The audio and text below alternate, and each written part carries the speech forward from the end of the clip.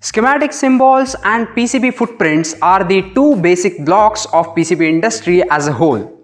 We need to have a symbolically represented components while designing a schematic activity. And also we need to have a dimensionally represented components while designing a PCB layout. These are the two important things when you are designing any product in PCB industry or as a ESDM industry whole. So in this particular video, I'm going to show you how to design your customized library, which is inclusion of schematic symbol and PCB layout by using a EasyEDA tool. Hello everyone, I'm Vaibhav Sugandhi, passionate PCB designer and technology startup founder. Welcome back to our course on PCB designing for absolute beginners 2022. I believe you have watched our previous video. If not, click on the I button here to watch that particular video. If you like our educational content, then share this information with your friends and colleagues for helping us to reach more people. Also, consider subscribing to our channel Linked Frequency.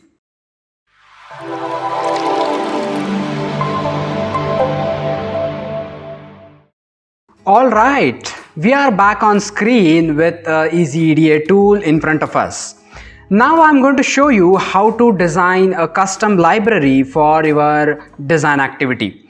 As we know that in our previous tutorial, we discussed about creating a schematic of this particular plus 5 volt DC power supply and then a PCB layout that is all about creating a plus 5 volt DC power supply in the PCB design.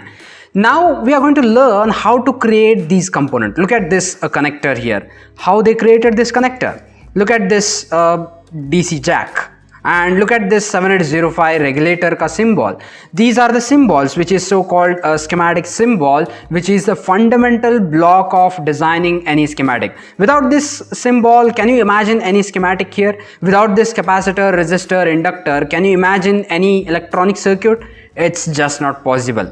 Similarly, with respect to schematic design activity in PCB industry as a whole, these schematic symbols are the fundamental blocks. Not only to these schematic blocks, or even if you go to PCB layout activity, there are footprints. This is called footprint. This is called footprint. This is called footprint. These footprints are the fundamental blocks of PCB designing activity. So altogether, schematic symbol and PCB footprint are the fundamental blocks of PCB designing industry as a whole. So now what I'm going to do is I'm going to show you how to design your own library. In some cases, if you are not able to find that particular component in a local library, probably you are going to find it in a global library. 95% of your components are available in global library most of the time.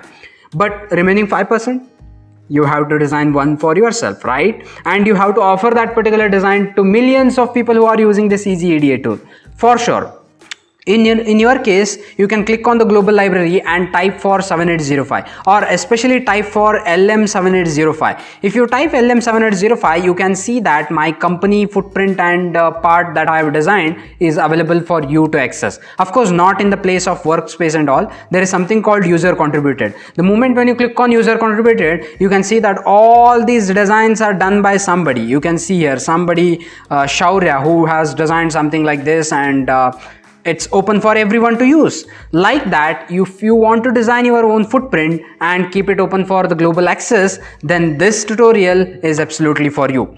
Now I'm going to show you how to create a schematic symbol first, and then I'm going to show you how to create a PCB footprint, and then I'm going to combine both of them. For this particular activity, you must have a knowledge of datasheet analysis. If you had done the datasheet analysis of 7805 regulator or at least a 78 series any regulator, then only this tutorial is going to be easy for you to understand.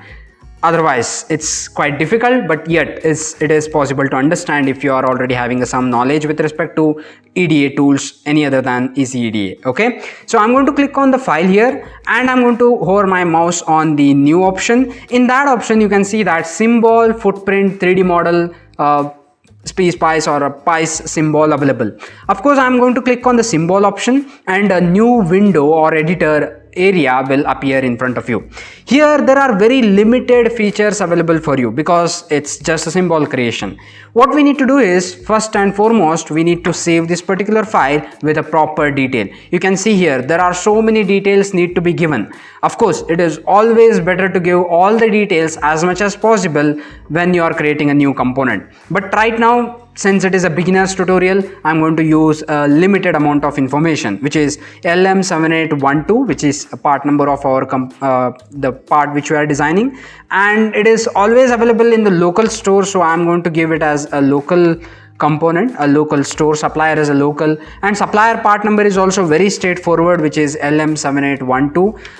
Most of the time it is very straightforward, but in your case, if you are designing a specific part number, make sure that you give a proper name to this one. And manufacturers, we have lot of manufacturers. NXP manufactures this one, IRF manufactures this particular component, and even Infineon Technology manufactures this particular component. Right now I'll go with the NXP, which is easy to type and easy to remember also, and the manufacturing part number remains same, LM7812. This is what I believe, but again, based on your datasheet analysis, you can give a proper name to it. Tags I'm not going to add right now because it's not important as of now. And the description is, this is a 7812 regulator, which is a 12-volt DC regulator. So I'm going to give it as 12-volt DC positive voltage regulator. Positive voltage regulator. Okay. I use USB keyboard, external keyboard. That's why my laptop keyboard is not so sufficient. Not so comfortable with my muscle memories in my fingers. Okay, don't mind. So 12-volt DC positive voltage regulator is the description for this particular component. I'll click on the save here and it will be saved. Now what we need to do is, we need to arrange the pins first. What are the pins? They are available here. Okay, if you click on the schematic here, you can see these pins here. The pin allowing you to connect that particular component, one pin to the another component, another pin, right? Those are nothing but pins. So I'm going to get those pins from clicking on this particular icon here, and I'm going to place them in this direction. You can note that the round color bubble should be at the outward direction, and I'm very specific about the placement of the component. That's why I'm placing them a 2 grid away from the center of this entire canvas, which is origin. Okay, and then I'm going to change the name of these particular pins by clicking on them and changing the name to V in, which is absolutely right. And the second pin is, it's not a second pin, actually it's a third pin. V out is a third pin, so hence it is placed at the edge on the other side. That's why I'm going to change the name and number of the pin to third, and then I'll just drag it a little outside so that it is easy to visualize. And then the last pin, which is the bottom side, which is going to be a ground pin, and of course the pin number is 2. How do I know all these things? It is from datasheet. In this particular screen I'm not showing you the datasheet, but I have read the datasheet a lot of time. That's why I remember them very easily. So I'm going to place them like this because it's a right way to place it. You can see that 3 grid here, 3 grid here, and 3 grid here. This is the wonderful way to place them. Now I am going to add a border for this particular component. So now we have 2 ways. One is a very sharp edge, normal border that is very easy to add and easy to finish the work. Another one is little extra work to make it more lucrative or more better than a general component. How do we do that? I'm going to tell you the second one only. The first one is quite simple. Second one is, how do we do that? We need to change the snap size to 5 first, because we need more control on the step size. That's why. And I'm going to use the line tool here, and I'm going to add a line here like this. First I'm going to add a line here, and then I'm going to add a line somewhere here, and then I'm going to add a line somewhere here also, then line somewhere here. Notice I have given a 1 grid distance here. Purposefully I have given that. Here also, here also, here also, everywhere I have given it purposefully. Okay, now what I'm going to do is, I'm going to use this breezer tool and I'm going to create a very good fillet here.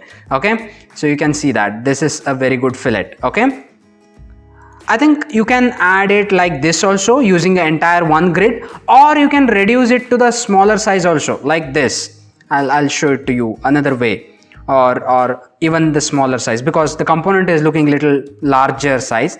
That's why I'm going to make it even more smaller by adding it like this way. Okay, this is also possible. We can extend the track a little bit this side, and using a breezer tool we can make it possible. Look at this. This is just possible, not an issue. However, it's a matter of choice. If you want that one, you can go with that. Otherwise, if you want to go with the smaller fillet edge, you can go with that. I'm going to use a breezer tool. I'm going to create a sharp, smooth fillets on the other two sides as well. This is how you are going to create your symbolic representation. Okay, so after doing this one, the border of this component is in black color. Of course, the black color is not a standard one in our EasyEDA tool. I'm going to change it to the brown color, and the brown color has a specific code for that to match the color color of the entire library that we are having. Right, you can see the register here and the, some register symbol here and all. They are not black actually, they are in a brownish color, and that brownish color is somewhere 880000. I hope I'm right. All right, so this is all about the color. So the border edge is nothing but 880000 is the code for that particular color. How do we verify? You can zoom in a little bit here and you can see that the pin color and the board edge color or the border color is absolutely same. That's why I go with this particular color, that is 8800 and 00. Okay, so once you are done with this, just hit a Ctrl S once again. Just keep this window open, don't close this window, because we need to associate or assign the footprint for this particular component. Now we need to create a footprint for this one. This is all about the creating symbol, which is a schematic symbol. Now we need to go for creating a PCB footprint, which is absolutely important. Now I'm going to go to the file section, going to new section and new option, and then clicking on the footprint. Now a new footprint window will appear in front of you. Again, this footprint window is also having a very limited options and limited tools when you are designing a PCB. Okay, again we have a center of origin here, which is absolutely important because we are going to deal with mathematical coordination geometry or a coordination geometry when we are designing a PCB footprint, which is absolutely important when you are designing a footprint, because the distance between one pin to another pin should be calculated and given mathematically. It's not by hand click and all. By using absolute positioning, you cannot do that. It's not a right way to do it. That's why you need to make sure that you use a geometry for doing that activity. Now what we need to do is we need to bring a pad for this. This is called a pad, which is a component pad, or the component pad we call it as. So when we click on the pad, we can see that the pad is attached to your entire cursor. Now I'll place this pad somewhere at the middle, at the center of this entire canvas, and I'm going to verify whether the pad is right one or not. So it is a multi-layer pad, which is absolutely right. We need a multi-layer pad for the THT component. For SMD component, of course we are going to change it, but right now THT component we are going to keep it as it is. And we need a round pad because at the center we need a round pad, but for the first pin we indicate the first pin of the component by using a square pad. So I'll go with a square pad first right now, which is a rectangular pad. Okay, and width and height of the pad is 1.52. I'm going to change it as 1.6 for the sake of simplicity. And then a drill hole is absolutely a round one, and the drill hole is going to be 1 mm. In general case it is 0.9 and all. I'm going to change it to 1 mm just for the sake of simplicity. And then the solder mask is 0.051, which is absolutely right. I'm not going to change anything on that.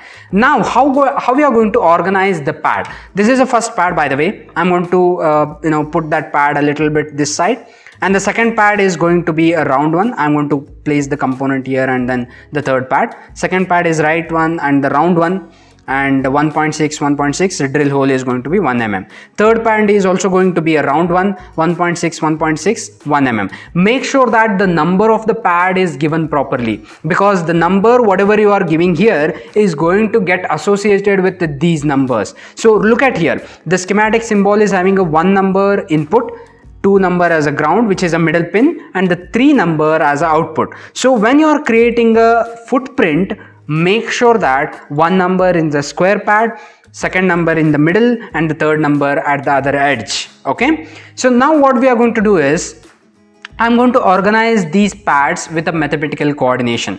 We know that the footprint has a 2.45 mm pitch between one pin to another pin, because I have studied the datasheet. If you have studied the datasheet, there is an option called, there is an information called a mechanical information or mechanical data. In that mechanical data, if you refer a TO220 package, which is a type of package for these kind of 3-pin ICs, then you will get to know what is the distance between one pin to another pin, and what is the size of the pin, what is the width of the drill hole you must keep. All those information is given in that datasheet. That's why by referring that datasheet, I'm going ahead there. And of course, I'm not showing that datasheet in this live recording because we have done that particular video, which is a datasheet analysis in the previous part. So if you have not watched that particular video, datasheet analysis, then do watch that video by clicking the I button here and then come back to this particular video. Now with that knowledge, I'm going to use the coordination available here. You can see that center X, center Y is going to be 0 because all 3 pins need to be in the same plane. That's why I'm going to make them all 0. Center Y is going to be 0. For all the 3 of them, absolutely right. Oh, not 1, 0 actually. Oh, not 10 also, 0. Okay. And then center X is going to be minus 2.54 mm because it's 2.54 mm from the center origin. Okay. And the middle pin is always at the 0, 0, which is absolutely fine. And the other pin is going to be 2.54 mm from the center. With respect to X direction, with respect to Y direction, all 3 should be in the same plane. Okay, this is how we are going to place the component. It is always 2.54 mm. Don't give it as a 2.55 or don't give it as a 2.5, just only that. It should be 2.54 mm. Okay, that is the international standard, and you have to follow that particular standard when you are giving a dimension for or the distance information between one pin to another pin. Okay. So this is how we need to create a pin detail, or we need to create a pin's position. Thereafter, by looking at this pin's position, I am not able to identify what component it is and where is the heat sink, which is the first pin. Of course, by looking at the square pad, I can recognize it is the first pin, but I still feel that we need to add some silk layer information for making it easy for the assembly people to assemble the component properly. How do we do that? We can go to the top silk layer by clicking on this icon, and we are going to drag and drop, or maybe we can create a rectangular output on this. In my case, I'm very interested to use track tool here, which is again a very important tool, and I'm going to use that particular tool to create a border here. I'm just going to create a border from this point to this point. Again, we can use a chamfer or a rectangular fillet and all those things in the design activity. It's your choice. If you are interested, you can do that. Otherwise, you can just go ahead with designing a normal PCB, not an issue. So I'm going to design it like this way. I have created a sharp edges here purposefully because this will indicate the heatsink activity or placement of heatsink, right? So that's why I'm going to add a little heatsink here. Wonderful. That's all about heatsink. Okay, if you want, you can create some very good design also here, like by adding one more track here and probably not that track, just extra activity. That's what I told you, right? It is artistic work. It is not just creating a circuit and finishing the work, right? So I'm going to create it somewhere like this and like this, a random connection, random dragging and dropping some kind of a vertical lines that will indicate it's a heatsink. Okay. So it's artistic work. That's what I meant when I said it is artistic work when I started this tutorial. Okay, so this is how we need to create our entire footprint. Now again, the one conformation of indicating a first pin is square pad, another conformation is this chamfer here, and another conformation of placement of the component is using this particular heatsink indicator. Along with that, some people expect you to put one more indicator also. That is all about creating a small arrow indication here, or creating a small bubble here, for example like this. Okay, for example, or inside also we can create something like this, creating a small round bubble over there which indicates it's the first pin of the component. It is not so big matter when you are designing a 3-pin IC like this, but when you are designing a footprint for a 28-pin Atmega 328P or maybe a 64-pin any microcontroller, on that time it becomes a very important information to indicate which is the first pin, not only by using a square or rectangular pad but also by using such kind of an indicator called a bubble or maybe a silk layer indicator, okay, a designation indicator or something like that. Then you are going to save this particular footprint. Of course, now you can notice that you have created a symbol here and then you are creating a footprint. The software is so intelligent that it will understand this footprint is for that particular component only. That's why it is already having a description which is copied from that particular schematic symbol that you have created. Of course, I'm going to give the name for this particular footprint, which is a TO220 package. It's not a 7812 package. It's not a 7812 as a footprint. Footprint name should be general, should be international standard based. It is not going to be customized like how you want, okay? So I'm going to give a name like TO220 underscore THT, which is like a through hole component, okay? And a tag, I'm not going to add a tag here and there is no link for this particular component at this point of time. 12 volt DC positive voltage regulator. Of course, it is not a positive voltage regulator. The same footprint can be used for 7805, 7812, 7824, 7815, 7809. No matter which component, until and unless that component is a TO220 package, you can literally use this particular footprint for that particular component. That's why I'm not going to give a description as 12 volt DC regulated power supply or something like that. Instead of that, I'll give it as TO220 package footprint. I'm sorry, again I'm typing little garbage. Package footprint. Okay, for you can write 78XX series ICs. You can write something like that.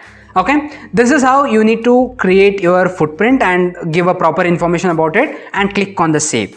Hola, you are done with designing schematic symbol and designing PCB footprint.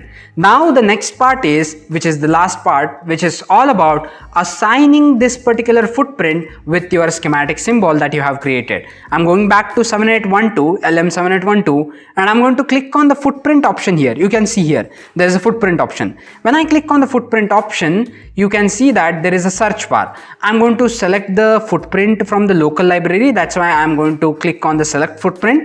And I'm going to create I'm going to click on the workspace and I'm going to search for TO220, right? It is TO220 package.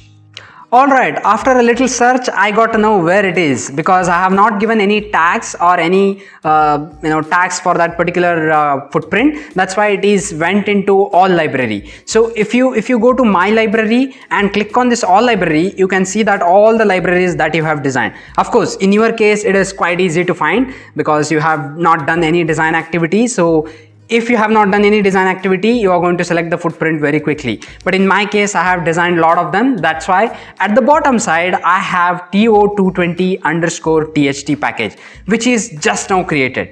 Just now we have created. Notice here the first pin is associated with the first pin of the footprint, second pin is associated with the second pin of the footprint, and the third pin is with the third pin of the footprint. Okay, once all these things are right, click on the update footprint. The moment when you click on the update footprint, you can see a small pop-up window popping on the bottom corner here saying so footprint assigned for successfully, and then click on the cancel and you are done with your entire library creation.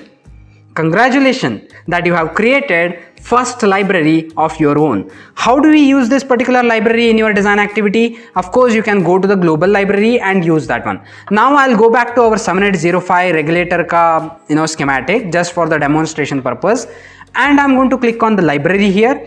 I'm going to search for 7812, LM7812. And we have a symbol selection here and workspace selection because you want to select in your local library, which is created by you, right? And you can see here, I have created this particular library recently and it is visible for us. And once you select that particular thing, click on the place and it is available for you to use in your schematic design activity. Wonderful. This is available for design activity, not only to you, to anyone. After you creating that particular footprint, if you give that specific name to me with your account name, like my name is Vaibhav Sugandhi, like this, whatever account name you have created, if you give that specific name to me, I can find your footprint, I can find your schematic symbol in my laptop, and I can use it for my design activity. That is how we are contributing to the community of EasyEDA design activity. Okay. This is the procedure, a detailed procedure for creating your own component in EasyEDA tool, schematic symbol and footprint library. Alright, I believe that you have learned something wonderful in this particular video. If you liked our video and if you understood the concept that we have discussed here, please like our video and share with the enthusiast people who want to learn PCB designing. If you have any questions, feel free to ask me in the comment section below. And also consider subscribing to our channel Linked Frequency. Tune yourself to make a difference.